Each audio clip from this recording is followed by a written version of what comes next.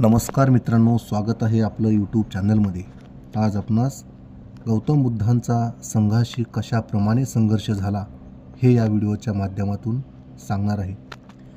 सिद्धार्थाला शाक्य संघाचे सदस्य होऊन 8 वर्ष झाली होती। तो संघाचा समर्पित आणि निष्ठावान सदस्य होता। तो स्वतःच्या बाबतीत जेवढी रुची घेत असे तेवढीच रुची त्याला संघाच्या कार्यकलापातही होती। संघ सदस्य म्हणून त्याची वर्तणूक आदर्श होती। तो सर्वांना प्रिय होता। 8व्या वर्षी एक घटना घडली। ती शुद्धोधनाच्या कुटुंबाकरिता दुःखाचे आणि सिद्धार्थाच्या जीवनाला निर्णायक वळण देणारे निमित्त ठरली। या दुःखांत घटनेचे मूळ असे आहे की शाक्यांच्या राज्याच्या सीमेवरचं कोलियांचे राज्य होते। या दोन्ही राज्यांच्या सीमा रोहिणी नदीने विभाजित केल्या होत्या। रोहिणीचे पाणी शाक्य आणि कोलीय दोघेही ओलिताकरिता उपयोगात आणीत असत। प्रत्येक हंगामाप्रसंगी शाक्य आणि कोलीय यांच्यात रोहिणीचे पाणी प्रथम कोणी आणि किती घ्यावे याविषयी विवाद होत असे। अनेकदा या विवादाचा परिणाम भांडणात तर काही वेळा युद्धातही होत असे। सिद्धार्थ 28 वर्षांचा झाला। त्या वर्षी शाक्यांच्या सेवकात आणि कोलियांच्या सेवकात पाण्यावरून मोठा संघर्ष झाला। संघर्षात दोन्ही पक्षातील लोक आहत झाले। जेव्हा शाक्य आणि कोलीय यांना या घटनेची माहिती मिळाली तेव्हा दोन्ही पक्षांनी या विषयाचा युद्धाने कायमचा सोक्षमोक्ष लावण्याचे ठरविले। म्हणून कोलियांविरुद्ध युद्ध घोषित करण्याच्या हेतूने शाक्य सेनापतीने शाक्य संघाची सभा आमंत्रित केली। संघ सदस्यांना उद्देशून सेनापती म्हणाले, कोलियांनी आपल्या लोकांवर आक्रमण केले, आपल्या माणसांना माघार घ्यावी लागली। अशाच प्रकारच्या कोलियांच्या आक्रमणाचा अनेक घटना मागेही घडल्या आहेत। आत्तापर्यंत अशा आक्रमणांप्रती आम्ही सहिष्णुताच व्यक्त केली आहे, परंतु असे किती काळ चालू द्यावयाचे हे थांबलेच पाहिजे। हे थांबविण्याचा एकमेव मार्ग म्हणजे कोलियांविरुद्ध युद्ध घोषणा करणे होय। संघाने कोलियांविरुद्ध युद्धाची घोषणा करावी असा प्रस्ताव मी मांडतो।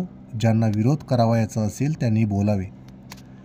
सिद्धार्थ गौतम आपल्या स्थानी उभा राहिला आणि म्हणाला, मी या प्रस्तावाचा विरोध करतो।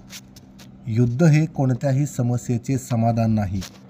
युद्ध घोषणा केल्याने आपला हेतू सफल होणार नाही।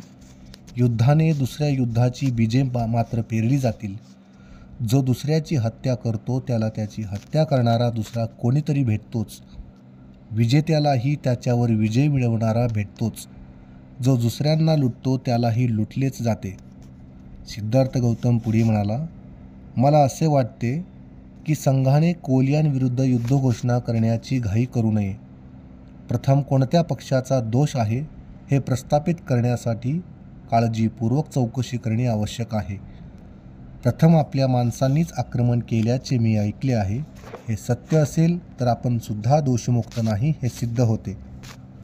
सेनापती उत्तरले, होय, आमच्या माणसांनीच आक्रमण केले, पण येथे हे विसरले जाऊ नये की यावेळी प्रथम पाणी घेण्याची आमची पाळी होती।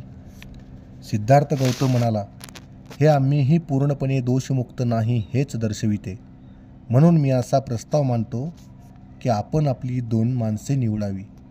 कोलियांना सूचित करावे की त्यांनी त्यांची 2 माणसे निवडावी। या चौघांनी मिळून एक 5वा माणूस निवडावा आणि या 5ही माणसांनी मिळून हा विवाद संपुष्टात आणावा।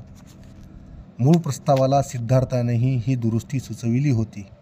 तिला विधिवत अनुमोदन दिले गेले। म्हणून मूळ प्रस्ताव आणि त्यावरील दुरुस्ती प्रस्ताव दोन्हीही मताला टाकण्यात आले। सिद्धार्थाने मांडलेला दुरुस्ती प्रस्ताव प्रथम मतास टाकण्यात आला आणि तो प्रचंड बहुमताने फेटाळण्यात आला। सेनापती नंतर आपला प्रस्ताव मतास टाकला। सिद्धार्थ गौतम पुन्हा या प्रस्तावाचा विरोध करण्यास उभा राहिला। सिद्धार्थ गौतमाच्या प्रार्थनेचा सेनापतींनी प्रतिवाद केला। त्यांनी यावर भर दिला की युद्धात क्षत्रिय स्वकीय आणि परकीय असा भेद करीत नसतात। त्यांनी आपल्या राज्यासाठी स्वकीयांशी जरी लढावे लागले तरी लढलेच पाहिजे। यज्ञ करणे हा ब्राह्मणांचा धर्म आहे, युद्ध करणे हा क्षत्रियांचा धर्म आहे, व्यापार उद्यम हा वैश्यांचा धर्म आहे आणि सेवा करणे हा शूद्रांचा धर्म आहे। प्रत्येक वर्गाने आपल्या धर्माप्रमाणे कर्म करणे यातच त्या वर्गाचे कल्याण आहे, हीच शास्त्रांची आज्ञा आहे. सिद्धार्थ उत्तरला, धर्म मला जो समजला तो असा की शत्रुत्वाचा नाश होत नाही, शत्रुत्वावर फक्त मैत्रीनेच विजय संपादन करता येतो. अत्यंत अस्वस्थ होऊन सेनापती म्हणाले, या क्षणी तत्त्वज्ञानमूलक दर्शनीय स्वरूपाची चर्चा करण्याची कोणतीही आवश्यकता नाही. मूळ मुद्दा असा आहे की सिद्धार्थाचा माझ्या प्रस्तावाला विरोध आहे. याप्रमाणे सेनापतींनी आपला प्रस्ताव मतास टाकला. तो प्रस्ताव प्रचंड बहुमताने स्वीकृत झाल्याचे घोषित करण्यात आले.